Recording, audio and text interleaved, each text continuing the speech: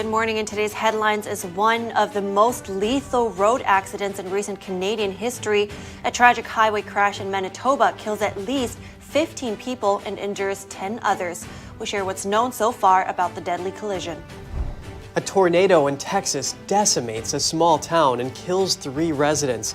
Local officials estimate up to 100 people were injured. We have the details.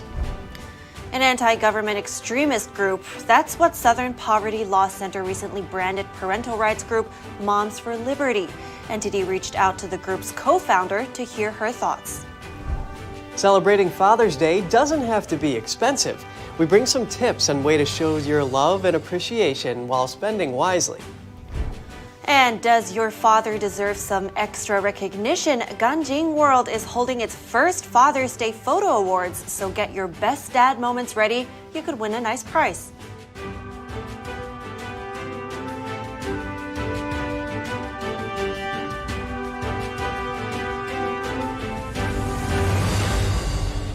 Good morning. Welcome to NTD. I'm Kevin Hogan. Good morning, everyone. I'm Evelyn Lee. Today is Friday, finally, June 16th. That's right. Yeah, and happy early Father's Day to all you dads out there. Ditto. This weekend will be a great time to honor fathers for all they do for the families. Yes, and we have some feature stories on that coming up later, so stay tuned.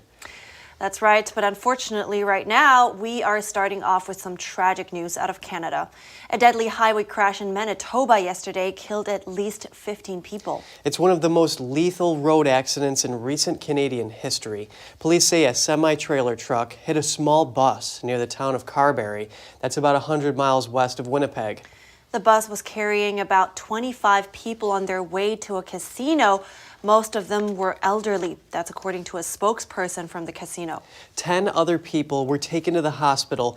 Video footage from the scene shows a vehicle smoldering in a ditch near a transport truck with a smashed engine. The road was littered with debris, broken glass, and a large bumper. Wheelchairs and crumpled walkers lay beside tarps covering bodies.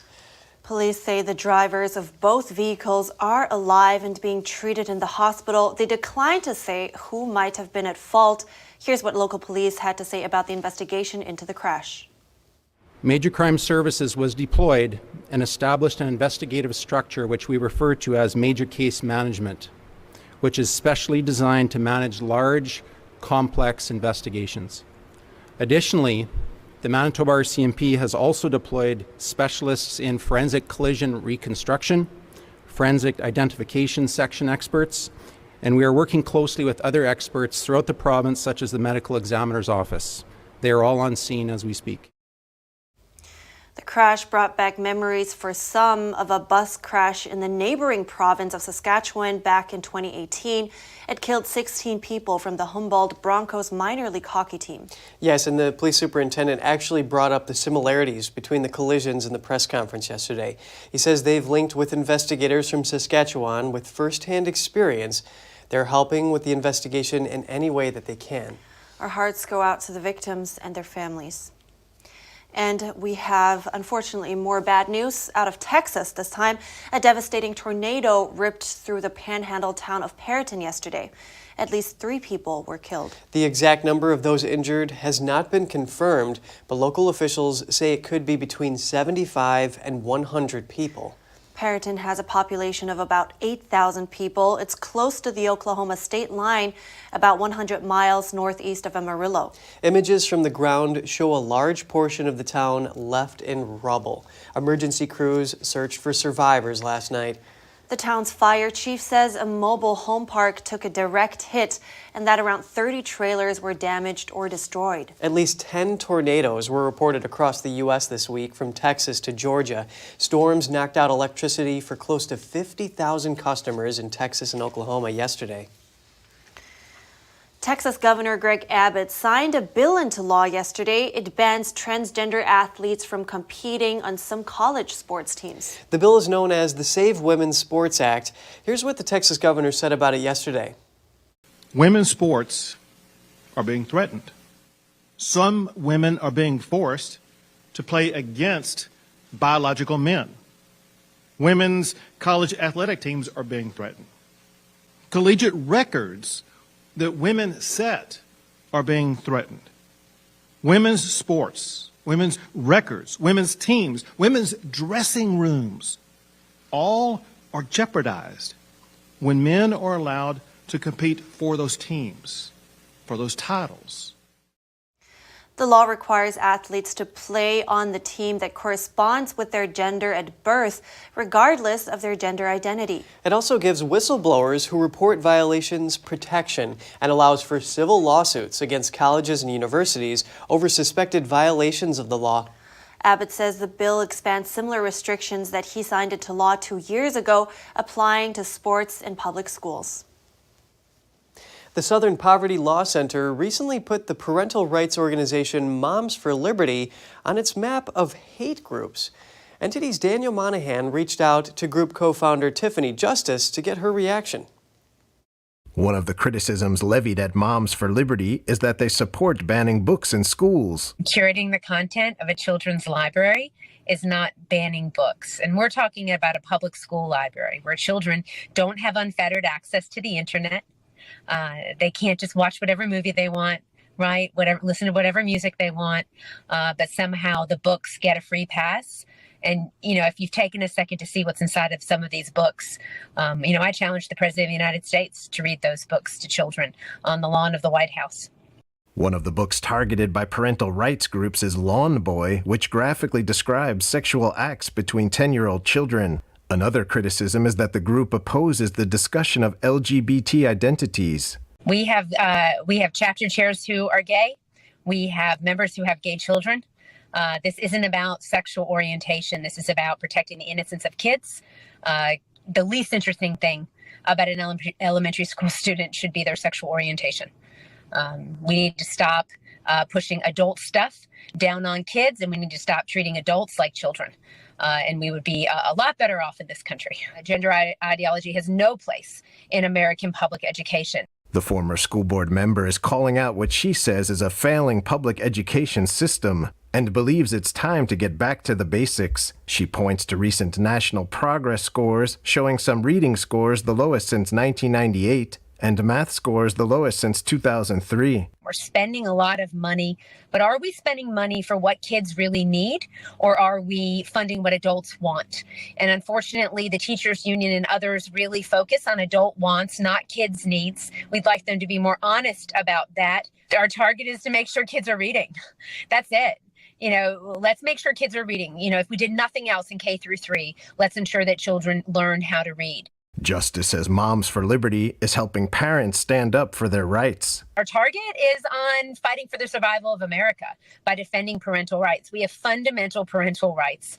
If the government thinks that they know better than us for our children, or somehow the state should control the children, that's unacceptable. And there is no future for America on that path. The move to tag the extremist label on Moms for Liberty drew sharp rebukes from lawmakers. Republican presidential candidate Tim Scott said the group should be proud of the work they do for families and kids. Daniel Monahan, NTD News.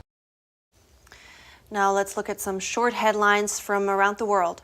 A federal grand jury has indicted Airman Jack Teixeira. He stands accused of leaking top-secret military intelligence records online. Teixeira faces 6 counts of willful retention and transmission of classified information relating to national defense. Each charge carries a sentence of up to 10 years in prison. An American soldier pleaded guilty this week to terrorism charges. He allegedly attempted to help ISIS attack and kill U.S. soldiers in the Middle East. Cole Bridges joined the Army in 2019. In 2020, he began communicating with a covert FBI agent posing as an ISIS supporter. Attempting to murder U.S. military service members carries a maximum sentence of 20 years in prison. A New York prosecutor confirmed yesterday she closed a 2-year investigation into the tax affairs of former President Trump's National Golf Club. No charges were filed against Trump or his company, the Trump Organization. District Attorney Miriam Rocha, a Democrat, began the investigation in 2021. Trump has described this and other investigations against him as partisan witch hunts. The Department of Justice will release findings of a 2-year investigation into the Minneapolis Police Department later today. The death of George Floyd under the knee of Derek Chauvin prompted the inquiry. The investigation concerns whether police engaged in a pattern of unlawful policing. Such investigations typically look at use of force and possibly discriminatory practices. Former New York City Mayor Bill de Blasio was ordered Thursday to pay nearly $500,000 by a city ethics board. The hefty fine is for misused public funds on police security detail during his failed presidential bid. De Blasio will have to reimburse the city for money spent on officers' flights, hotels, meals, and rental cars. An attorney for de Blasio calls the ruling reckless and arbitrary. And coming up, we hear from a Ukrainian sniper who's been at the front line against Russian forces near Zaporizhzhia. And autism is getting more common, but can mothers prevent their child from having autism? We hear from an expert after the break, so stay with us.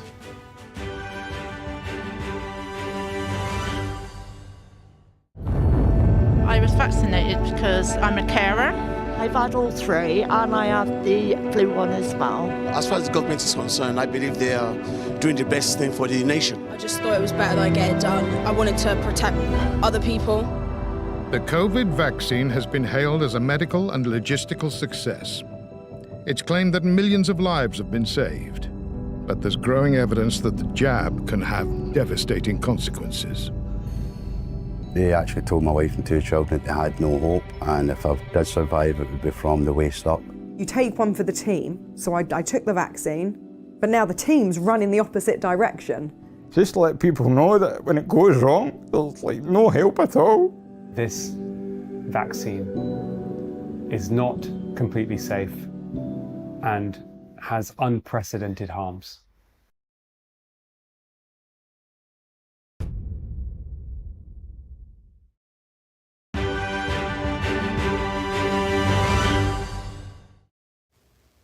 Welcome back. Autism is becoming more common in today's world.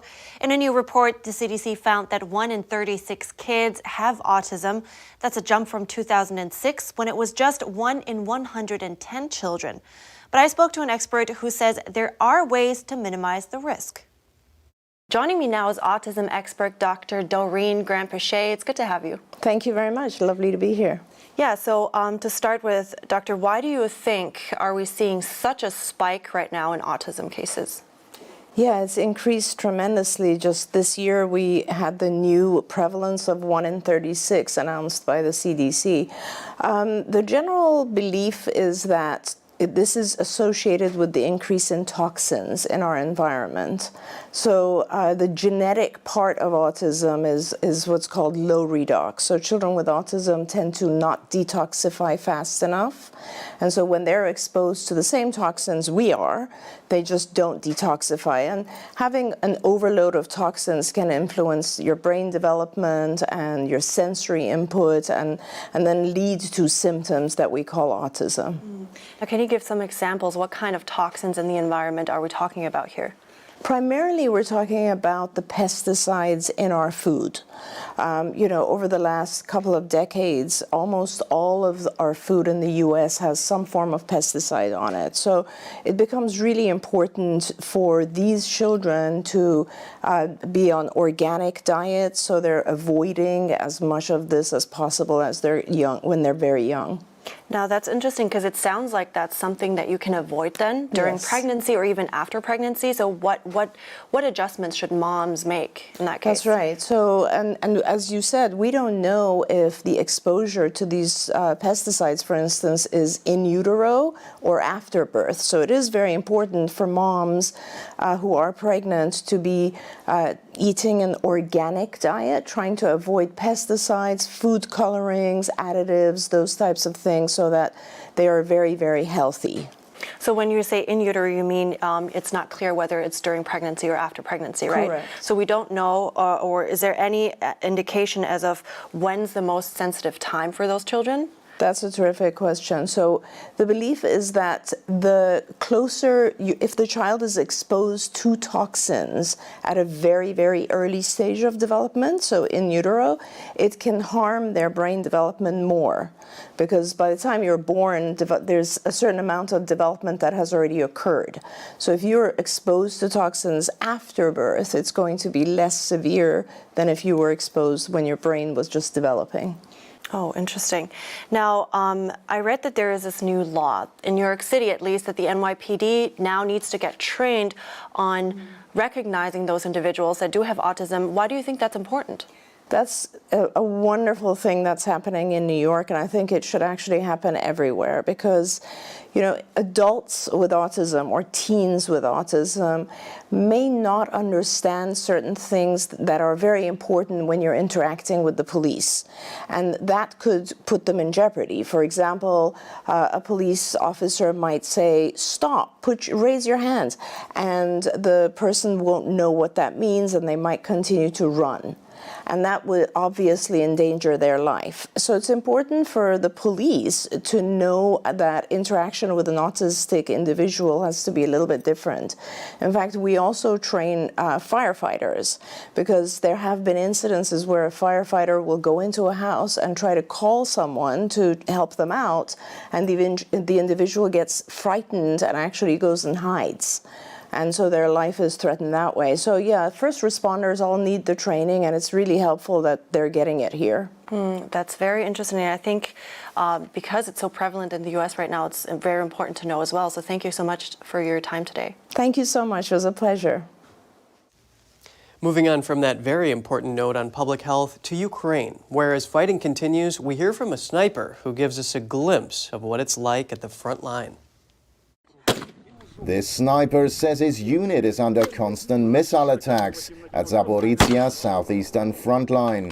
He said it was a miracle that he's still alive, as he joined snipers training on Thursday at an undisclosed location near Zaporizhzhia. Where we were fighting before and recently left, one does not live long. Everything depends only on your luck. You can find yourself anywhere at any time. Even here, where we live in the villages, enemy aircraft are constantly dropping heavy missiles on us. He says the house his unit is in has a basement, but it only provides limited protection from shelling. A rocket hit 150 yards away from me 5 days ago. It tore our car to shreds. There was a crater like that. What's 150 yards to a rocket shot from a long distance? He says to be a sniper, one needs to have patience and endurance. You come, lie down somewhere in the forest, stretch, lie down, and watch. For days. That is, you do not move at all. Wildlife crawls all over you. They bite you. They gnaw at you. You can't move. It's very intense. The instructor, with combat name Chechen, says being a sniper is different from other roles in the military.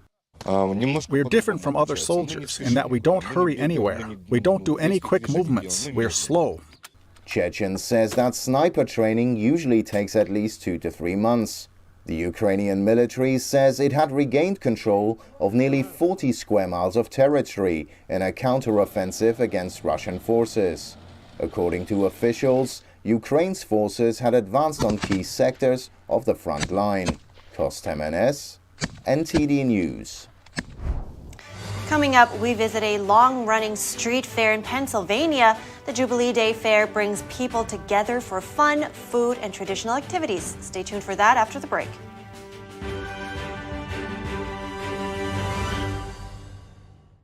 Communism is evil. Oh, come on. Listen, if you're as tired of the censorship as I am, I've actually got good news for you. Check out epictv.com. It's a brand new censorship-free video platform where you can find not only my show, but other deep documentaries, great programs, and honest movies that bring you the news without all the spin and the fake narratives. So, I'll see you there.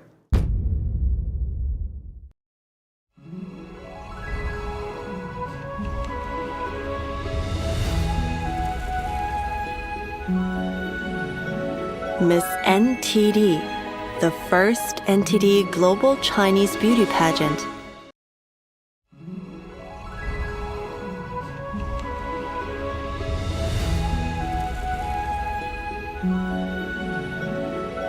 Miss NTD. Gold Award, $10,000.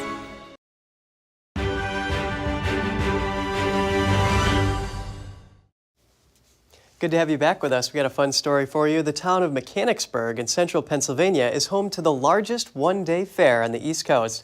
The annual Jubilee Day Street Fair drew tens of thousands of people this year. Mechanicsburg hosted the 93rd edition of the annual Jubilee Day Street Fair on Thursday. The Mechanicsburg Chamber of Commerce says it's the longest-running one-day street fair on the East Coast. Well, the purpose of the event is one, community. It's part of it is people getting together, but it's also economic too. It helps push the economy of the area, at least for that one day, through sales from today, and then of course sales tomorrow, next week, next month. Businesses promote themselves. This has become tradition, and of course the central Pennsylvania area is rooted in tradition. So it's one of those things that we always want to keep something going, especially something that's good like this. The event features roughly 300 vendors both locally and from outside the area. They offer food, games, arts and crafts, business information, retail products, carnival rides, and more. Attendees shared their thoughts about the fair with NTD.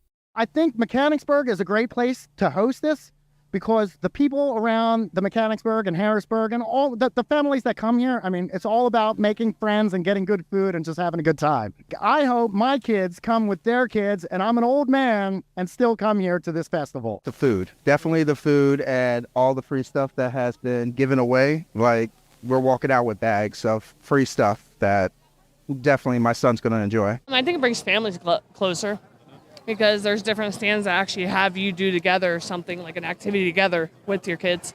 One of the booths participating in the fair features Falun Gong, also known as Falun Dafa. It's a spiritual meditation practice originating in China, based on the principles of truthfulness, compassion, and forbearance. We're also here today to raise awareness about the persecution happening in China, including forced organ harvesting, and inform people about the evil of the Chinese Communist Party. I think it's very important for people to know what is going on in China. The practice has been facing a persecution campaign from the Chinese Communist regime since 1999, with millions of people harassed, imprisoned, tortured, and even murdered for their faith. Visitors at the fair say they are sad to learn about the persecution. She explained everything well, and she said, here's the petition, and I got the whole copy of the petition to show other people. Because you got to bring it out, you got to let other people know. I'm honestly very surprised by it, so I was very happy to sign the petition today. Roughly 70,000 people attend the street fair each year. The event is the primary fundraiser for the Mechanicsburg Chamber of Commerce, and proceeds from the fair help local commerce throughout the year. A retail industry group says Father's Day spending could break records this year. And if you're still shopping around for a gift, we have some valuable ideas to help you celebrate without breaking the bank. Here are 3 tips to help you save on this special occasion.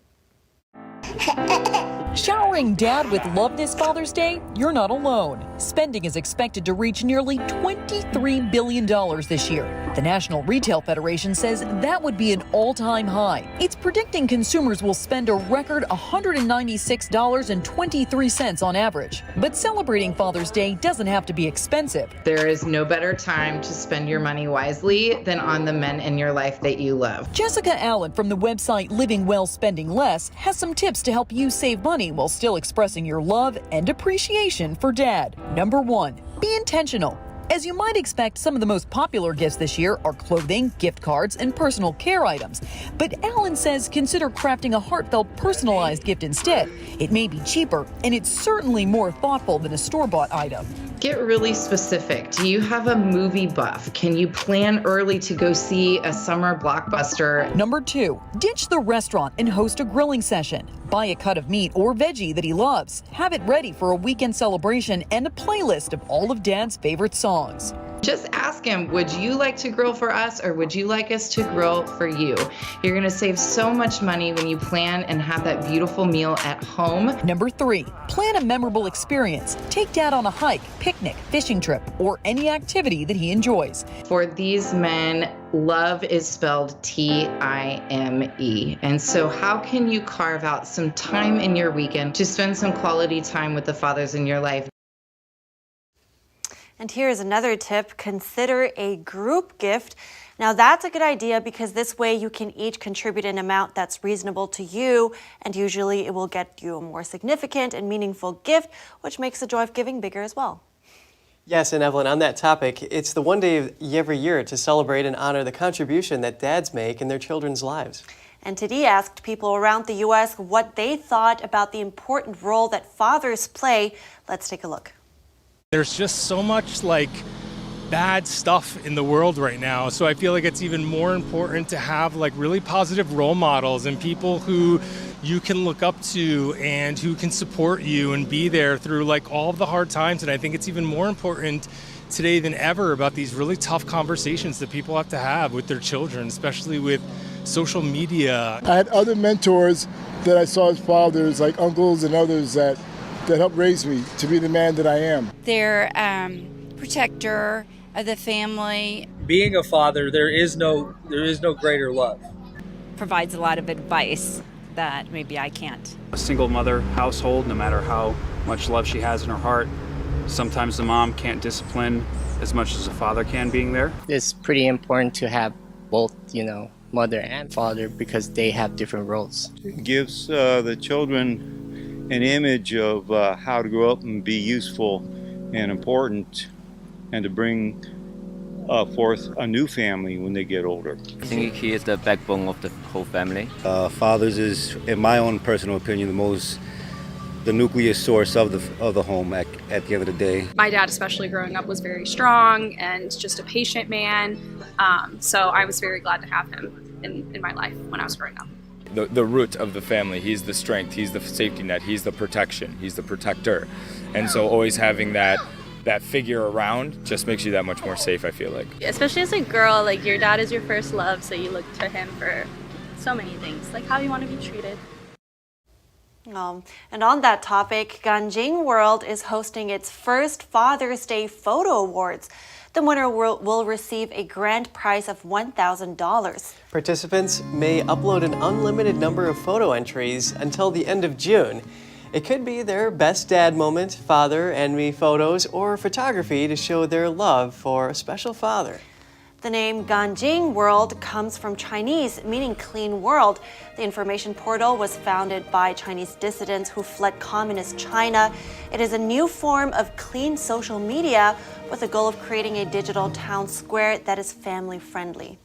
Well, family friendly and I guess kids friendly especially, that's a pretty great idea. Yeah, and me friendly too. I even saw a woman cooking old-fashioned pancakes over an open fire. And that reminded you of your good old days? Yes. Yeah, back when I was cooking on the cook stove at the homestead. Yeah. Nice. Yeah. All right. Yeah, I got to check that out. That's all for today's program. We'd love to hear from you at goodmorning@ntd.com. That's our email address. If you would like to share some feedback, that's it for today. Thanks for watching. I'm Evelyn Lee. And I'm Kevin Hogan.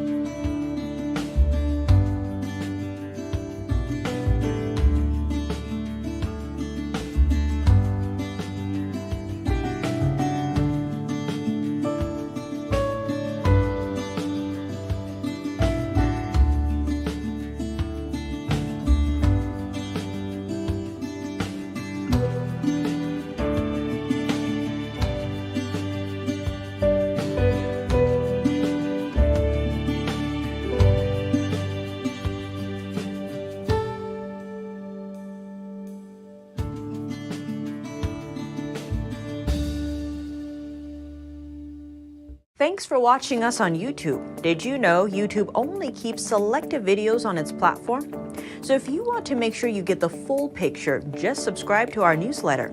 Go to newsletter.ntd.com and sign up. It's free.